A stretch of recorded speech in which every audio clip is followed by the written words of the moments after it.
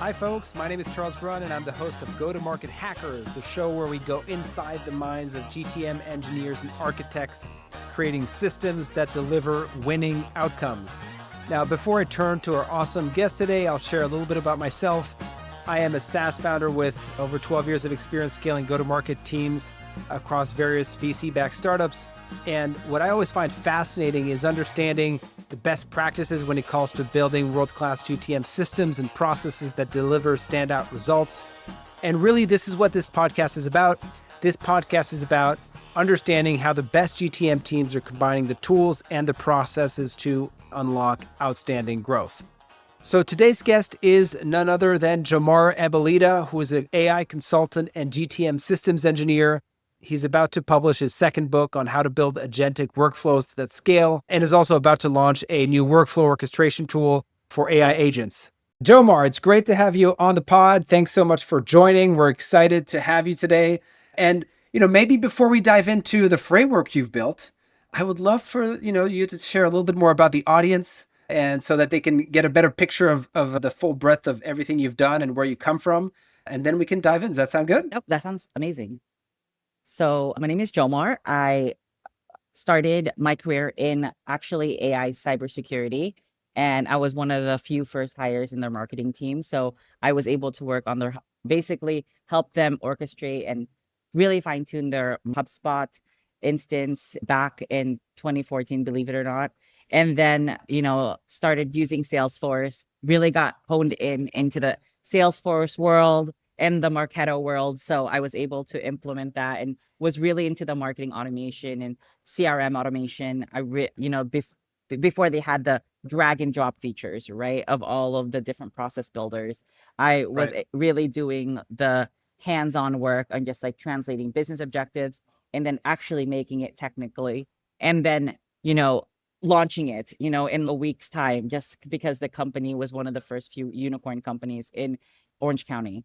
So it was exciting. And Amazing. then I worked in agency world. And so I went in startup straight to agency. So I just dove in really into Titanic waters really quickly and just learned how to grow a company from a marketing operations and sales operations perspective.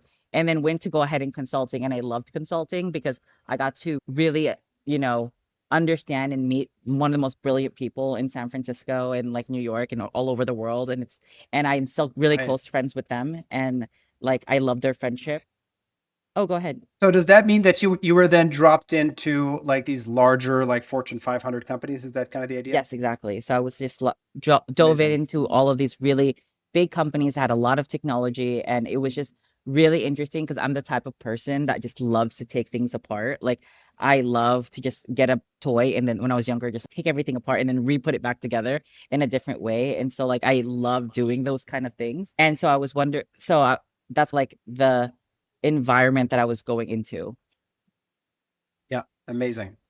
And then from there, that's when you decided to launch your own thing and start Bowtie funnel, or talk to us about how you got into that. So basically I started working for a French company, and it was because I was working for Capgemini. So Capgemini is a digital transformation company. And so my friend was like, that was also part of consulting, was like, how do I get you to work for a different digital transformation company? And so that's when I started working for a digital transformation company. And my job was to transform a digital transformation company. So that was really exciting. And then I did really well there. The executive was like, I saw how amazing you were at that company. I want you to do it for a big law firm now in New York. And so I was like, okay, let's make it happen. And so that's how I got into big law. And then basically I was like, okay, I'm just transforming companies left and right. I did healthcare. I did financial. I also took, between those breaks, I took a few clients where I was really like helping transform big finance, big healthcare. So I did healthcare, finance, cybersecurity, big legal. And now I just have a lot of breadth of really understanding big enterprise while also helping scale small companies, while also understanding how to be a problem solution oriented individual and get different types of problems and understand it to a way where it's like, how do I create a time plan? How do I first translate, audit their entire stack, understand like where all the data is, all the pixels, how are they all connecting? how does this translate for the business, and how do I translate this business into a timeline that makes sense, and how am I deciding buy versus make, and then executing this, right? And so like Right. I've been a lot of the times, a lot of my career has always been like a one person, like I get a big, and then next thing you know, I started being a big team where it's like my main concept was basically go to market systems before they even had a term for it. Right. Well, I have to say that like your experience shows that you're able to scale those systems. And that's also what I really liked about your background. You're a systems thinker. So it's not just, hey, how do I, build this one thing, but you orchestrate a lot of different, tools and processes so that they work, nicely together like a nice, well-oiled machine. And by the way, like I think you've been writing a lot about this. You have obviously your newsletter. You're publishing a second book now. Maybe you can say a few words about the upcoming book you have, and then I'm sure everybody wants to dive into the framework you've built. But yeah, I want to give you an opportunity to talk about that. Yeah, so the book I'm launching in a few weeks is called Dare to Orchestrate: How AI Agents Are Disrupting the Customer Journey.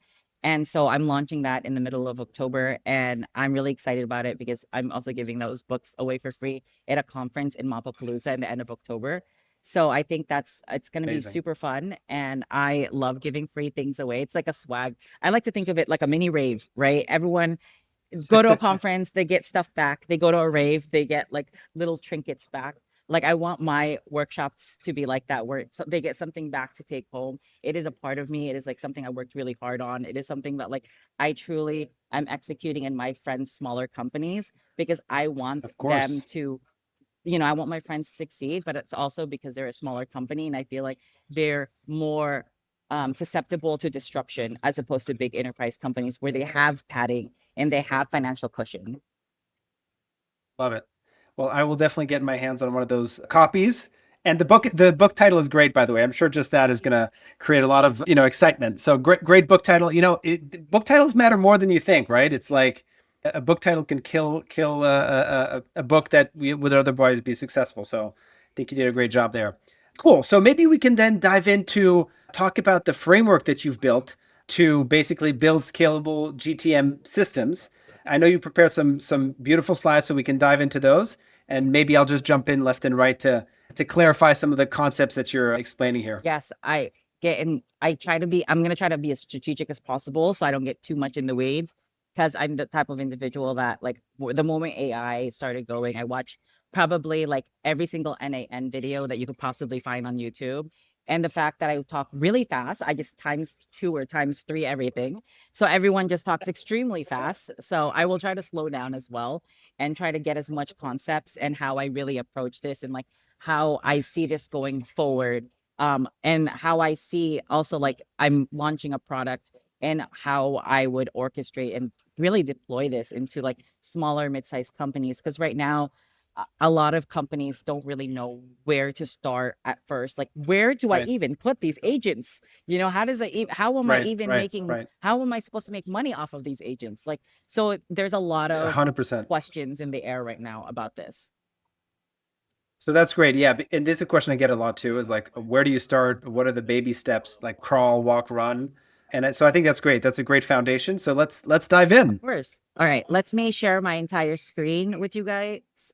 All right, so this is AI orchestration customer journeys. This is my service proposal, but it's also going to be my product. I basically run the Bowtie Funnel agency, and I just really love the Bowtie Funnel customer journey. So, like I said, yesterday's apps were the tools. Today's agents are the autopilot, really executing on the tasks on our team's behalf and lifting our business into growth. So before people had just really relied on manual ways and went from tool to basically understand or execute on their certain tasks. Like even if you were running HubSpot workflows or Salesforce process builders or Pardot workflows or Marketo workflows, there was still someone behind, like multiple individuals really helping orchestrate the workflows. And so I actually was at a cafe down in Miami. So I moved from Orange County to San Francisco to Miami. And basically, I sat next to a retired pilot, and he was creating an AI agent tools, different AI agents. But his thing was like, how do I get agents to deploy without the Wi-Fi connection? Right. So that was his problem. My problem was how do I get AI agents to work in an orchestrated way, and then also ask questions about it, like what levers do I need to shift to basically grow my business. And so those are the two, like that was the kind of introduction I got into like aviation. And I really like the aviation story because we've had human and machine symbiotic relationships since the 19 like 30s and 40s. And so this type of technology has existed long before AI, and they've mainly managed to create a reliable way of doing things. So I'll just take you guys around the plane for a little bit, and so to make it sound easier. So at the back of the plane, there's a context box. And so that context box for planes, it really stores like how fast the wind is going, or basically information about that flight pattern or that flight log. And so that's a context box. And from agents, I like to think that's a store that you stores your prompts, your history, your logs for continuity. So basically that is like your context of how to do a particular task. And then there's the engines, right? That could be LangChain, that could be Make, that could be really any tools that you're create, like an orchestration tool, right? And so do you think Crew AI, I know there's so many out there, but those are tools that are letting you connect to an LLM model and other tools in your go-to-market systems for an MCP. And so we also have, the command center here. And that's when the pilot just goes and sees the entire way of how to control, the plane, right? And that's also pilots only fly 11% of the time. So, and the 89% is run by autopilot. And most of the time when autopilot is running the plane, it is actually more reliable than the pilot, believe it or not. Right. And so for the autopilot, it really depends on how you make those agents. So the more I started making agents throughout the go-to-market systems journey, the more I realized I need to build reliability. I need to build for that more intensive tasks. There are the tasks where you basically append different like contacts, append tables, but there's also tasks where it's like you have to go into a database, you have to go into a RAG, and that's where neurosymbolic agents come along, right? And so I was really interested in neurosymbolic agents and how they kind of function and how they make decisions, and they increase the reliability of all the agents that have more context. Meaning from an airplane like metaphor, it's from like, if you would need less context if you were to go from Miami to Tampa or from Miami to DC, as opposed to Miami all the way to Paris, right? There is a different type of context needed. And so that's why the context box is so important. So as you can see, like there is a lot of similarities between the aviation world and also AI agents and building AI agents for the customer journey. So can I just maybe clarify for the audience, when you say neurosymbolic, you mean it's combining the LLMs with the logic of the architecture around these AI systems? That's what you mean? Exactly. So it will build like basically if then statements within the within like the code itself. So you're embedding code decisions within the LLM, almost like fine tuning, right? There's like different ways that you can make things reliable. You could fine tune your LLM specific for that particular task.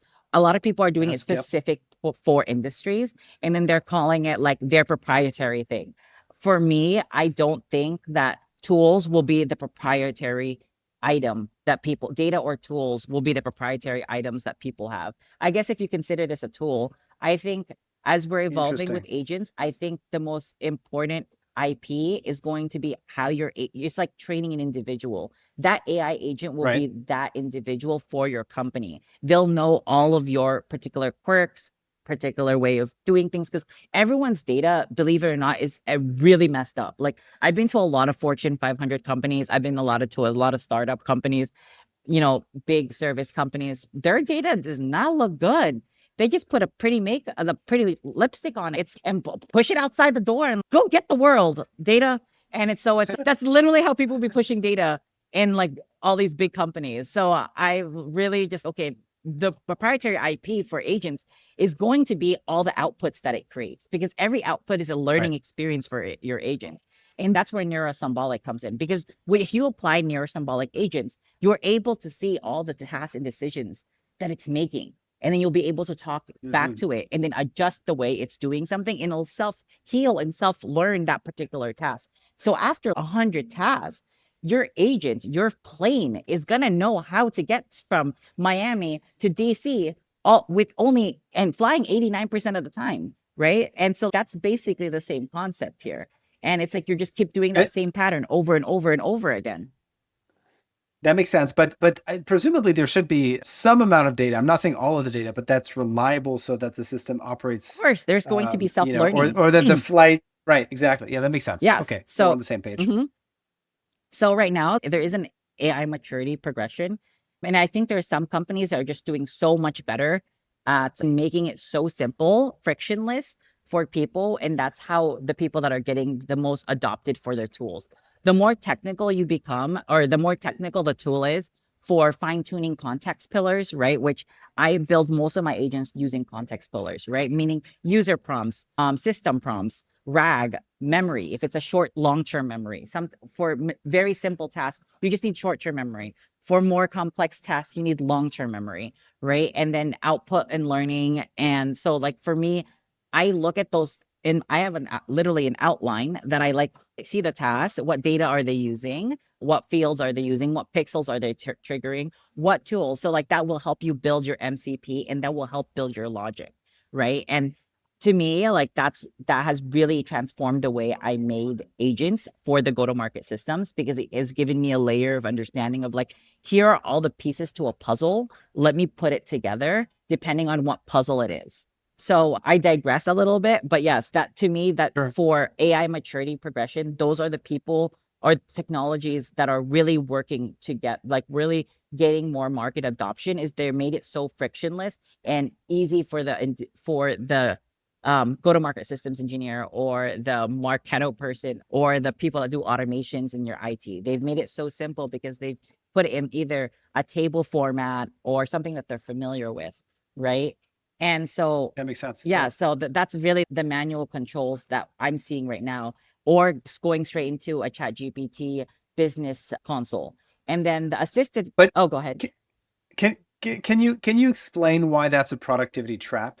And what do you mean by that? In terms of the products?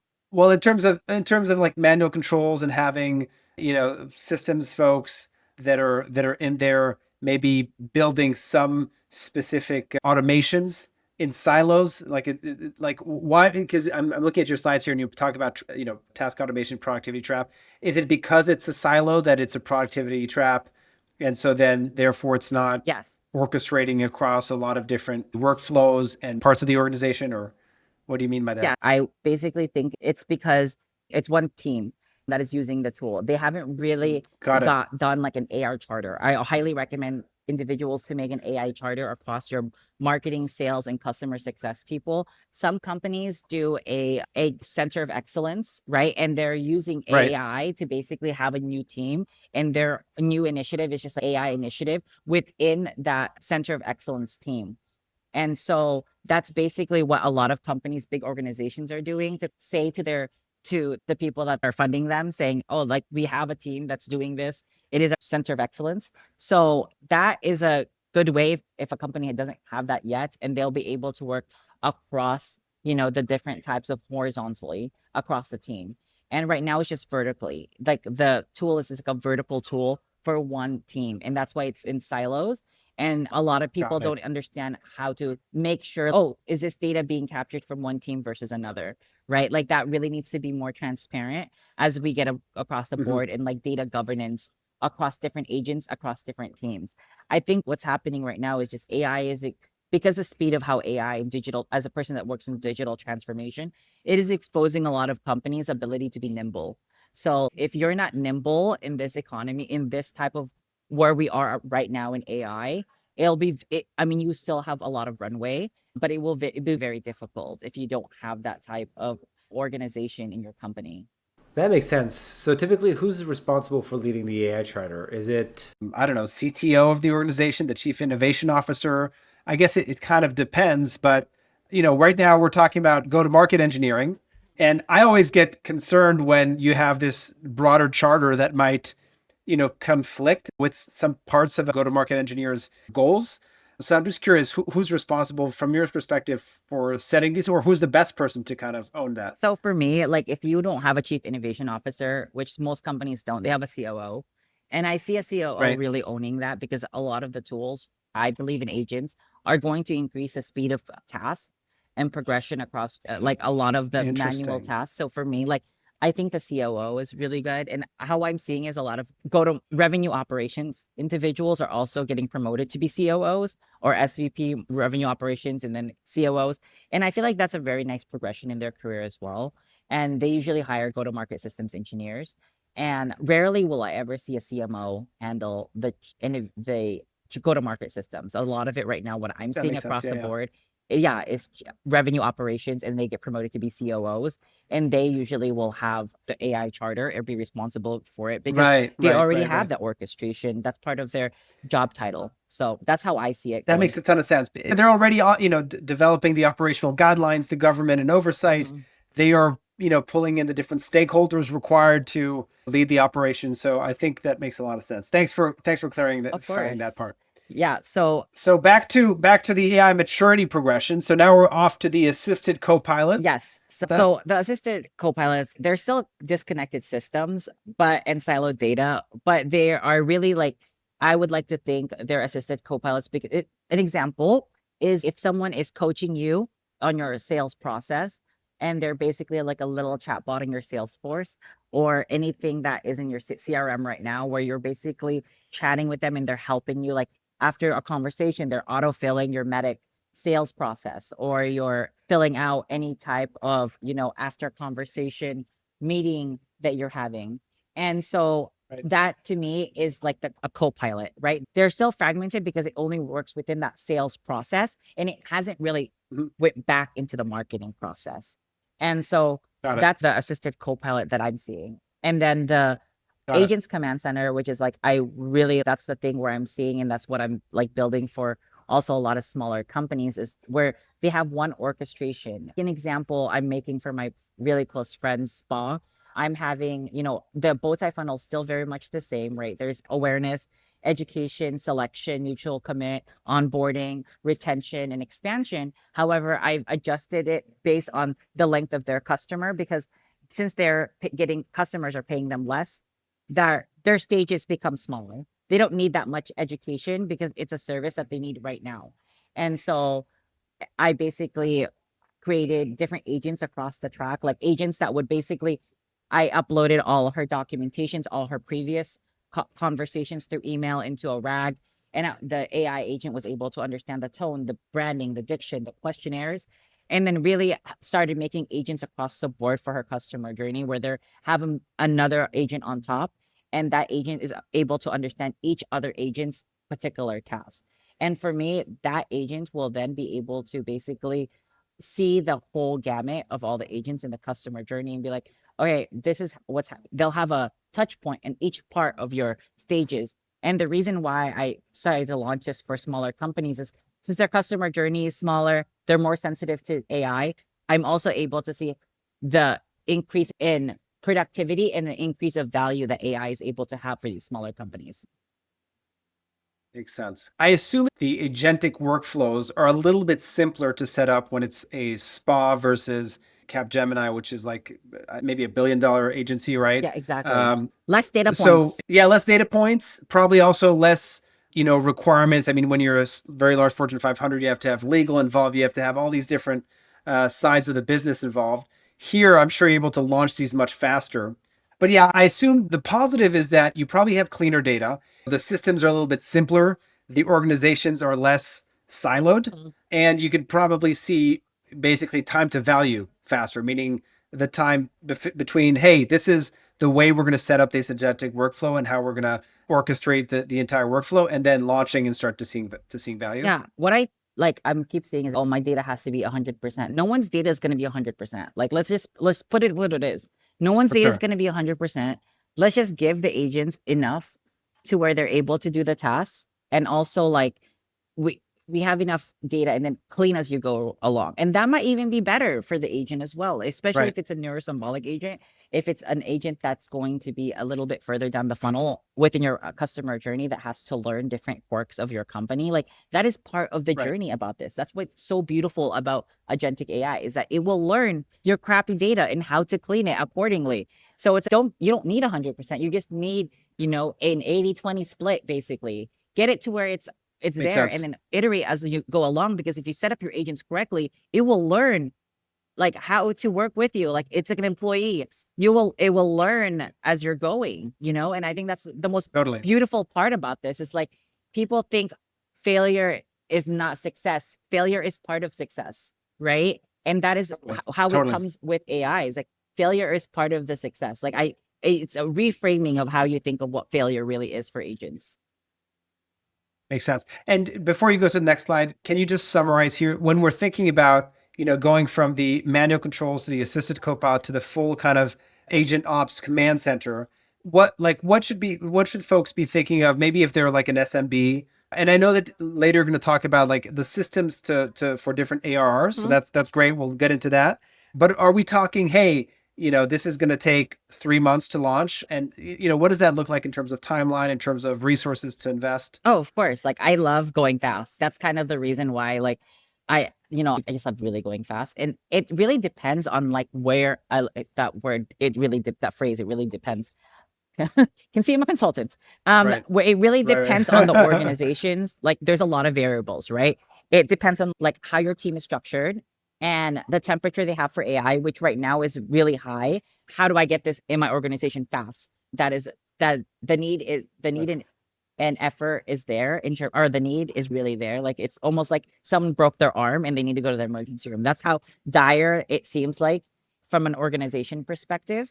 And for me, I probably do like I do a 90-day program for most of the few clients that I take at the moment as I'm building these things out, because I just want to give really good quality service to the people that I'm talking to.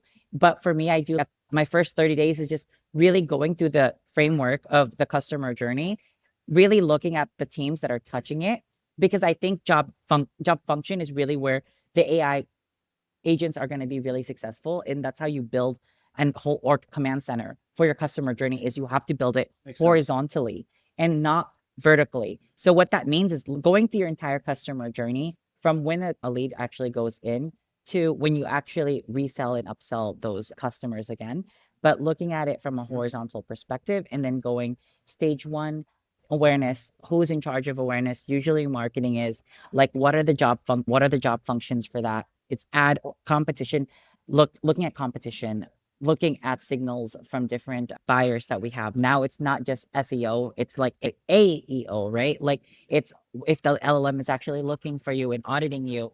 And then going back and going to like education, like who's in charge of that? Still marketing usually. Or if you have an education team, right? Or people that's really hands-on in teaching your product, right? And then looking at those job functions. And then so those are the different tasks that you would have agents do. And what I love about doing it for SMBs is like I get to do it where it's like, here are all the content, like the content imaging tools are ridiculously amazing. And it's so much fun to play with it if you love like visuals, and like it's candy to the eyes to me of how amazing some of these things are. But what I'm seeing from a lot of entrepreneurs is that they're only doing this for that one small AI task.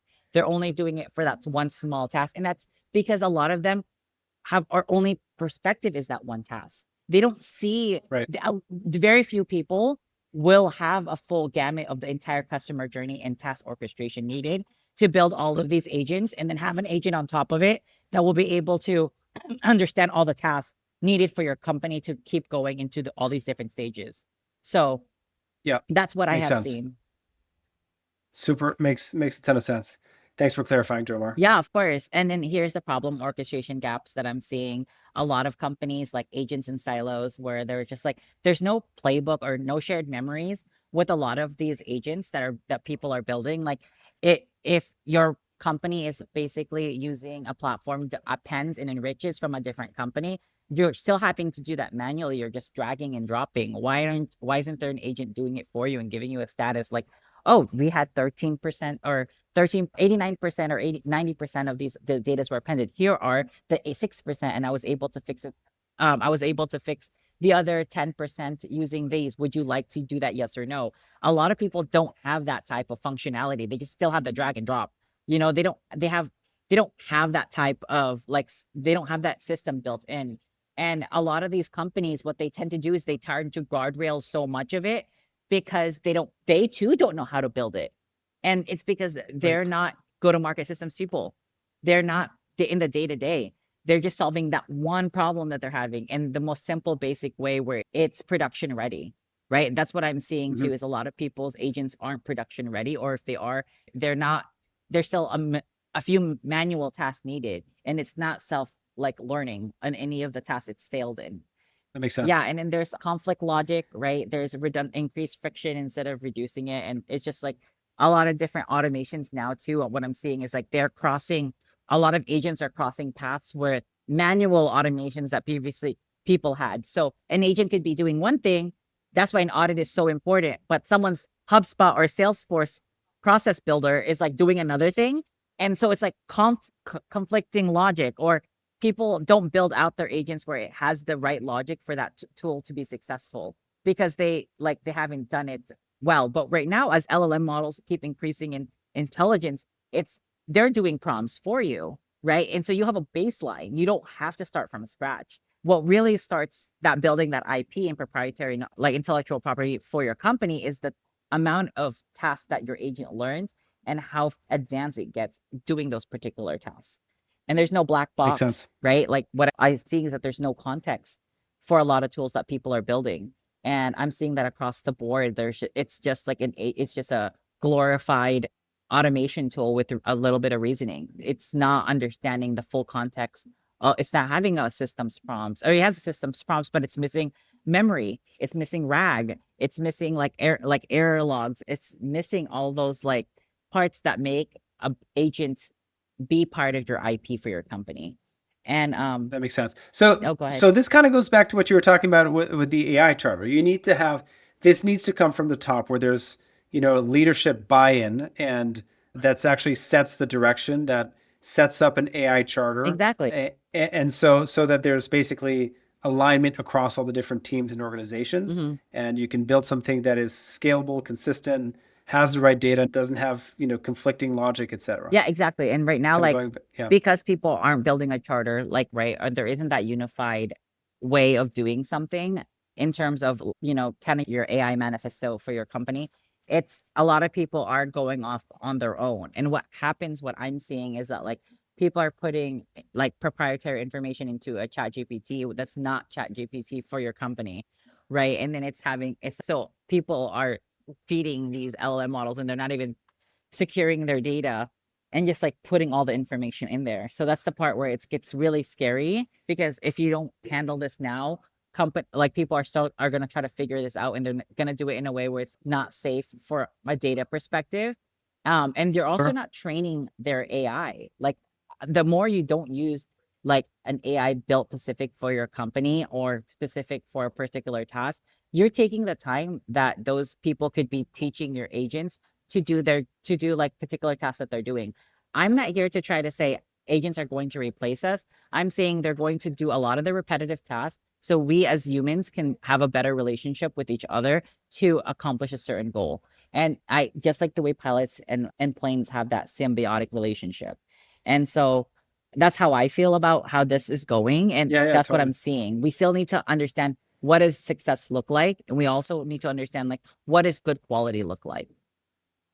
So going back to your analogy where the pilot, I think you said, only takes control 11% of the time, is that the future you see for companies where folks take care of 11% of the strategic orchestration, and then, the agents do all the busy work? Exactly. So how I'm developing my tool now is basically I do all the agents horizontally. I'm not focusing on one agent at a time, and it being and that is one agent that you're controlling for your agents. What I'm doing is creating a command center that's broken down by the customer journey, broken down by job function, and then broken down by tasks within those job function. So it's a command center. You'll have an idea of how each of your agents are working together, And not only that, I built like little chat bots within each of certain agents. So you can chat with all your agents that you're working with in one environment.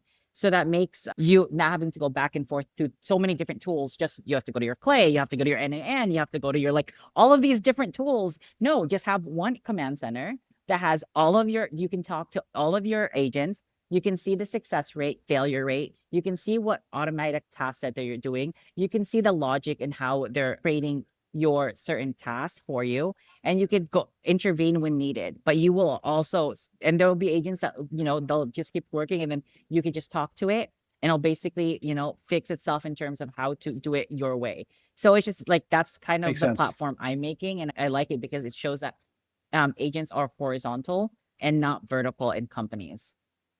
I love that. And by the way, we had said that we were going to do a first section focused on the framework, and then we'll do a later session that's more hands-on where you can walk through what this actually means to be building these horizontal workflows. So for the folks listening, we'll dive into that at a later stage.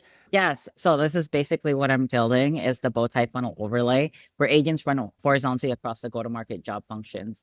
And I like this idea because I've copied, like I was very, when Go High Level came out, when they like, basically what they did was wrap different types of tools. They wrap different types of tools in a UI UX, which is very easy for smaller companies, SMB companies and mid-sized companies to basically deploy entire sets of tools for an organization. Like they have an email, a CRM, they got like contract creation, they got like a community, they got like literally everything. And then you just package it from a Twilio, a SendGrid. Like they literally just took all these complex developer tools and wrapped it in a way where it made sense, and then bundled it and then gave it to agencies, basically licensing all their little small tools. So like, I was like, I love that idea. But now I was like, too bad they already did it and there's no way I can compete with that. But now I almost have a chance because now this is a new opportunity to do exactly the same thing, but in a way where the customers don't even have to log into the tools anymore.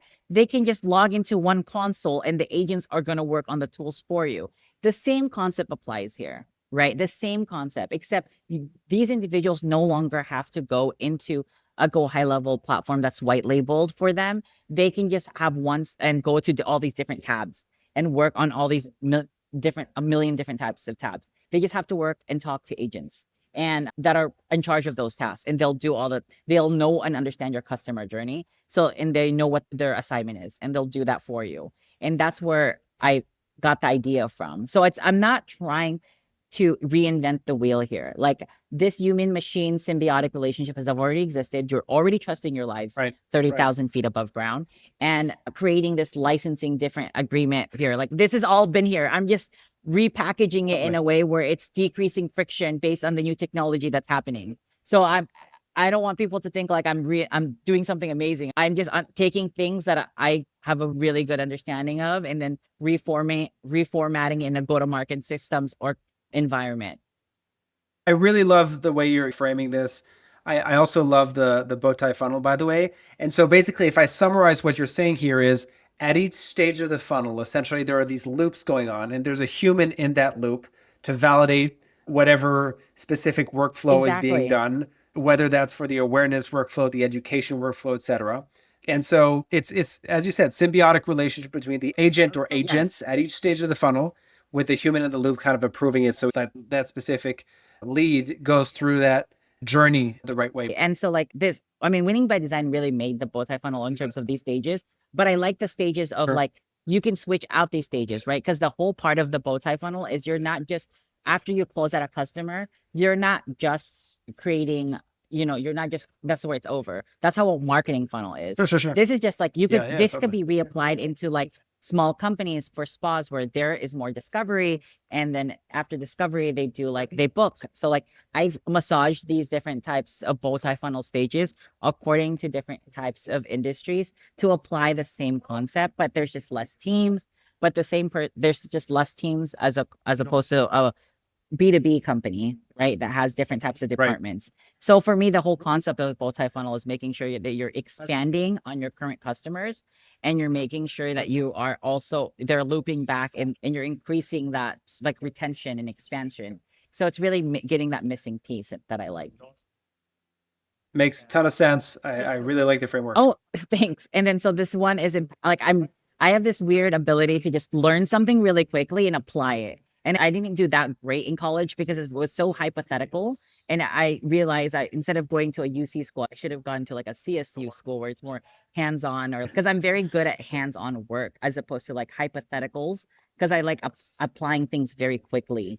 And so like I realized that's the kind of person I am and how I work as an individual. It's great for startups though. Like it's great for startups because it's very iterative. It's give it to me, let me look at it, let me apply it. Oh, it's not working. Let me pivot until I figure out, you know, how I get there, and I'll attack it at every angle. And so this is just the way my mind works. And I think right now for the progression of go-to-market systems, I think we're going to empower our team to fly the agent ops command center and just really be pilots of one place where they can see all the work of agents within a horizontal perspective.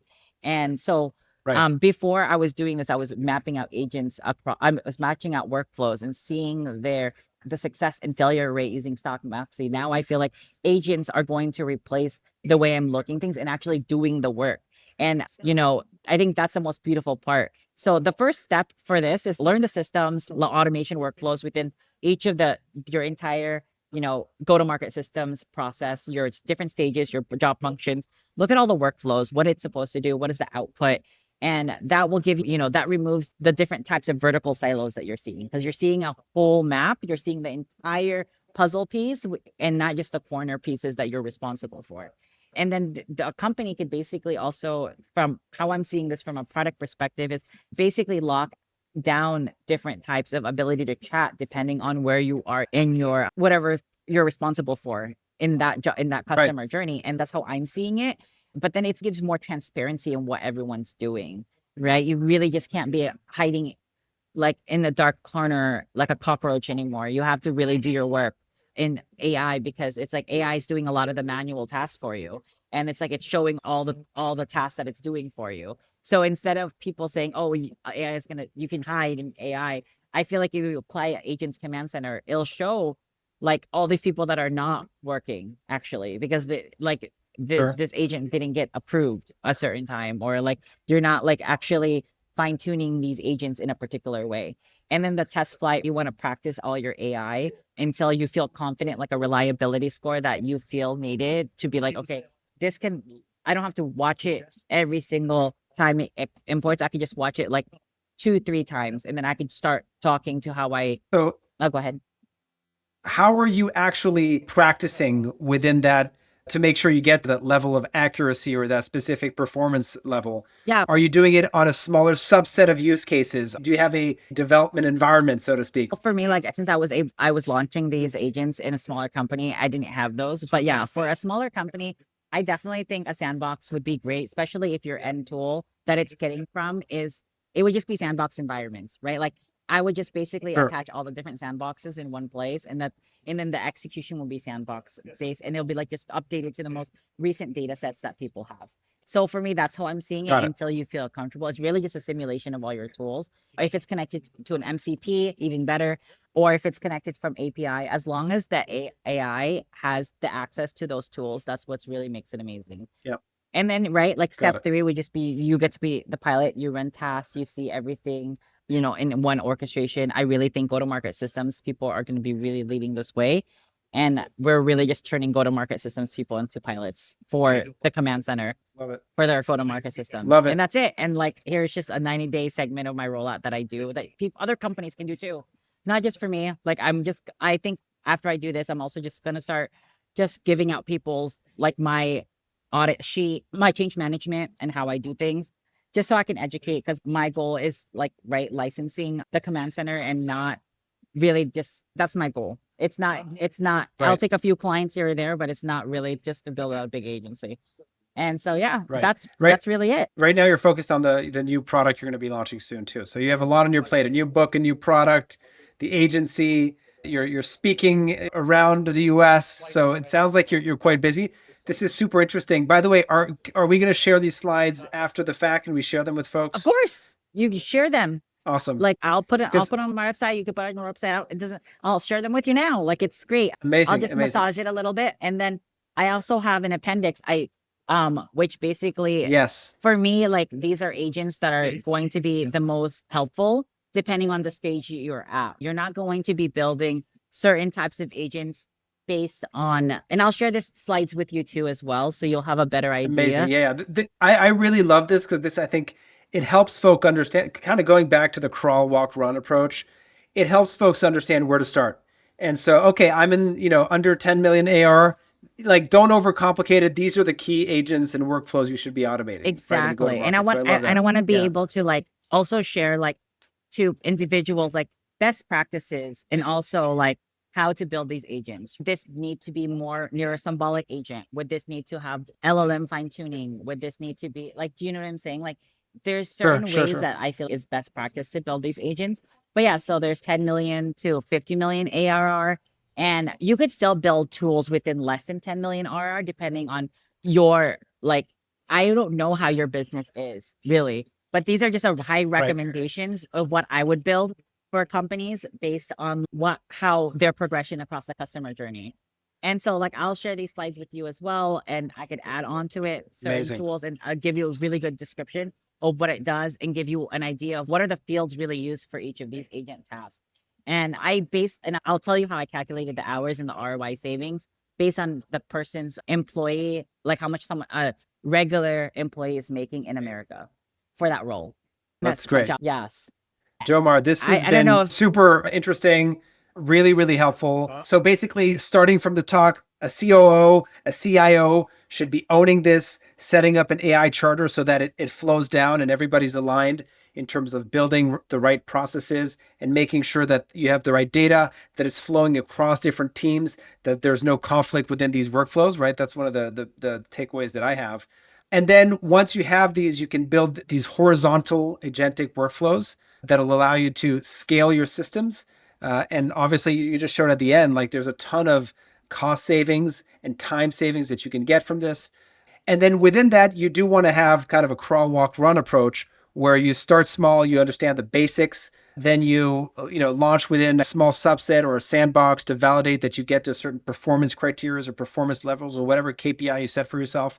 And then once you see some of those results and those actual workflows are successful and running smoothly, then you push to production and then you start scaling. Is that a good summary? What else would you add? What am I missing? No, that's exactly what I mentioned. And eventually, once you build these out, you put it in one area, and then an orchestration agent would be on top, like an AI agent orchestration. And you could ask the agent particular questions and how increase certain tasks or increase certain efficiencies within your company, and really get a full breadth of what is really happening and from an agentic or AI agent perspective throughout your company. So, and then get like, what deals are working out? How do I increase like type of conversions? How would I do that exactly? And then it'll give you that type of it. Right now, there are tools that are basically layering on an MCP on a Salesforce agent or HubSpot or any CRM, and they'll tell you like, oh, these are your these are the people that are most buying from you. These are the type of industries. So for me, like that's what I'm seeing. But now I'm doing it for how are all the agents doing, like across the customer journey. Makes sense. Super, super helpful. Jomar, this has been amazing. How do people find out more about you? Where can we, follow you? You can basically just follow me on LinkedIn, post there about thought leadership, and then go to bowtiefunnel.com. That's where I do my newsletter. And then that's where I will launch my book. You'll see where my book is and on that website. Of course. So bowtiefunnel.com, the same framework that I'm using horizontally across the board for Agentic AI, and also my LinkedIn. So I think it's just, it's really, I feel very blessed to have a career that I love so much, and that I wake up every day saying, oh my God, I get to do this. Like what people don't be scared of it, because you get to do this, right? Like you get to experience this type of revolutionary technology, and you get to be in this time of your life where things are changing and things are things are going to be better. So I love that like area of my life that I'm in right now. You should seize the moment is basically what you're saying. And I will say, Jomar, you have amazing energy, and that's what I really loved from the get-go when we had our conversations. And you're able to share your wisdom and your insights in a really exciting and positive way. So I love that. We'll have you, as I said, we'll have you on the pod for a second, maybe more hands-on workshop where you'll show how you build these horizontal workflows Of course. and how you hook things up and what, we talked about sandbox and how do you test things. And so we'll do that.